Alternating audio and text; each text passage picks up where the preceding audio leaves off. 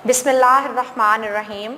Assalamu alaikum students. I am over here with the next chapter of your English book of class 9th. The name of the chapter is Sultan Ahmad Masjid. This one is the unit number 7 of your English book. In the first part of this lecture, the scheme of study will remain same. Yes, we will discuss all the grammatical contents of the chapter related to the unit and related to the exercise. And in the next part of the chapter, in the next part of my lecture, I will give you the complete detailed summary of all the passages, and we will discuss the important grammatical concepts through the passages. And in the third part of the lecture, we will discuss the exercise completely. Now I am coming towards the main grammatical objectives which we will discuss in this lecture. The first objective we will discuss is the varying position of adverbs in sentences, and we will learn about the use of present perfect continuous tense, and we will learn the essentials for descriptive writing, and we will learn about the abbreviation and degree of comparison, and we will learn the use of for and since. Students, I have given you the complete detail of all kinds of adverbs, their usage and the specific words related to the kinds of adverbs in my previous lecture, in which I have shown you a chart. Chart is over here again in front of you, and in this chart I have shown you the kinds of adverbs. There are 7 to 8 kinds of adverbs in front of you. The words coming in the category of specified kind of verb and adverb, and I have given you the sentences from all these words so that you will be able to understand completely the use of adverbs in the sentences. Now I am coming towards the second grammatical objective of this chapter is we have to learn the use of present perfect continuous tense. First we will learn the formation of present perfect continuous tense, and then I will tell you the usage of present perfect continuous tense. Present perfect continuous tense, the positive sentence is formed by, first we use subject, then we add have or has been as a helping verb, plus we add verb, and with verb we add ing. They have been learning English for 2 years. Now I am coming towards the negative sentence, subject plus have, has as an helping verb, plus not, then comes been, and plus verb plus ing. They have not been learning English for 2 years. Now I am coming towards the question sentence of present perfect continuous tense. Have or has, the helping verb comes in the start, plus subject plus been plus verb plus ing. Have they been learning English for 2 years? Now I am coming towards the usage of present perfect continuous tense. Present perfect continuous tense express long actions that started in the past and continue until now. Any work which you have started in the year 2019 and you are going to do that work right now in 2020 year, that type of sentences come in the category of present perfect continuous tense. Example is, I have been living in Ireland for almost 4 years. Now I am coming towards the second usage.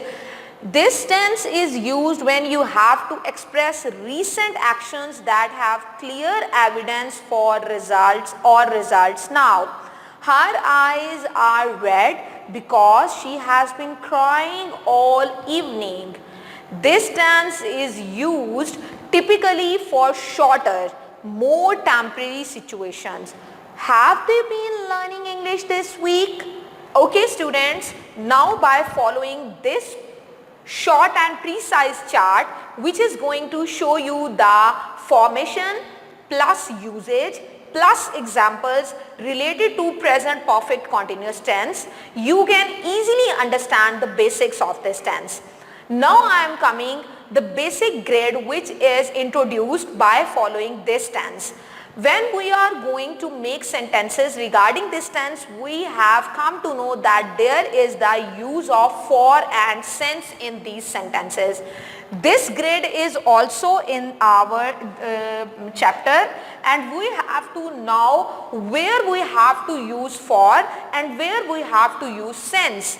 Regarding this grammatical technique, I am going to give you another short chart which will help you to understand where you have to use for and where you have to use since. Here in front of you, I have given you the complete solution and the complete information related to this point. For is used with a period of time, and for is used when numbers or time words come.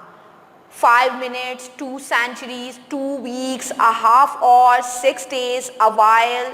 This is a time word, a while, a half hour, a long time, ever. And number words are 5 minutes, 2 weeks, 7 years, 10 years, all these things. Examples of for are, we have been talking for 30 minutes. It is rained for a week. I have trained for 2 months. He has been off work for a while. Now I am coming towards since. Since is used at a starting point. Since plus a time or a date. Since is used with a time or date. 6 o'clock 1995, 2nd June 1991, Thursday, I was young, March, the beginning of the time. We have been waiting here since 2 o'clock. He has been living in Paris since 2008. He has grown since I last saw him. Sarah's been sick since Friday. By the help of this chart, you will easily comprehend that where you have to use for and where you have to use since. And from these sentences, you can pick out the error if there is any, because in the paper they can give you the sentences that are based on since or for, and they can ask that you have to correct the use of since and for in all these sentences. So such type of activities and for the fill in the blanks type of activities will be easily solved by understanding this precise chart, and this chart will surely tell you how you have to comprehend the use of since and for. I am coming towards the next technique, that you have to know about the essentials of descriptive writing. What are the main essentials of descriptive writing? Here on the screen, while you are going to write a description of anything, you have to use sensory information. This one is the first essential of descriptive writing. You have to put such an information which should be visible and sensory in the personality of another person while you are going to describe a thing or a person. Now I am coming towards the second objective. The second objective is you have to use a figurative language. Don't use lush vocabulary while you are going to describe anything. Always use the words which are easily understandable, and always try to make right and correct sentences. The third essential of descriptive writing is dominant impression. Try to describe such qualities and such things from the thing or person which you are going to describe, that which are dominant in its description. This dominant description will help the reader to understand which type of personality and about which thing you are going to tell him or her while reading this descriptive writing. So the dominant features are the main features of that thing, and this is the necessary function and this is the necessary essential while writing a description. The fourth essential of descriptive writing is the precise language. Yes, you have to use the precise language. Don't try to explain the things more and more and more, because you are not going to write an essay. You are going to write a description, and description should be as short as you can so that another person can easily read out the complete passage and can understand easily what type of description and about which thing you are going to tell the reader. Now I am coming towards the last essential, that is the careful organization. What is the careful organization? While you are going to describe a personality, you have to organize the things which you are going to describe. First you have to tell him the introduction about the personality, and you have to relate that personality to any type of thing, and in the introduction you can use the technique of imagery or personification while you are going to describe a personality or a thing. Now when we are coming towards the next, that is the middle passage of the, that is main body, that is the main body of the description. In that body you have to describe all the dominant impressions relating to that thing or that personality which you are going to describe, and you have to come to the conclusion. All these things should be in a line-up form. This technique is not good that you are going to conclude you are going to give the concluding statements at first and you are going to give the introductory statements at the last. You have to make a careful organization of sentences while you are giving description writing. Now I am coming towards the next technique, that is you have to discuss the abbreviations and the degree of comparison. Define abbreviation. What is an abbreviation? Here on the screen I am going to give you the definition of abbreviation. Abbreviation is the one other popular way of forming words. It is a shortened or contracted form of a word or phrase used to represent the whole. So abbreviation is similar to in nature to blends. For example, for United States of America you use USA. This is an abbreviation. Now I am coming towards degrees of comparison. Yes, you have learned about the positive degree, then comparative degree, and then superlative degree. These degree of comparison are related to or are commonly related to adjectives, but here we will discuss that these degrees are similar to that of adverbs. Here I am going to give a specified short chart in which you can understand the degree of comparison for adjectives and for adverbs. For example, in positive degree we use angry, calm and wonderful, and in adverbs we use for positive degree angrily, calmly, wonderfully. And while going to comparative degree we come towards angrier, calmer, more wonderful. And when we are going to describe adverbs we use more word with the adverbs, more angrily, more calmly, more wonderfully.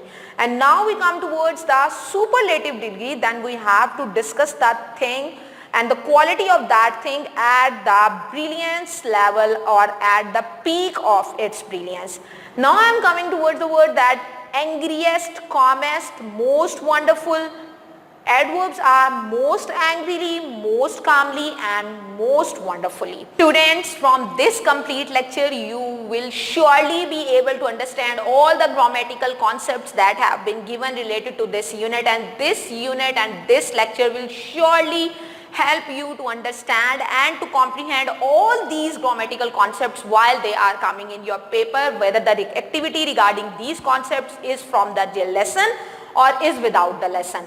Now in the next lecture inshallah ta'ala we will discuss the whole chapter passage by passage with complete grammatical descriptions of all the important words and their inshallah ta'ala. Till then you have to wait for me and keep in touch with me.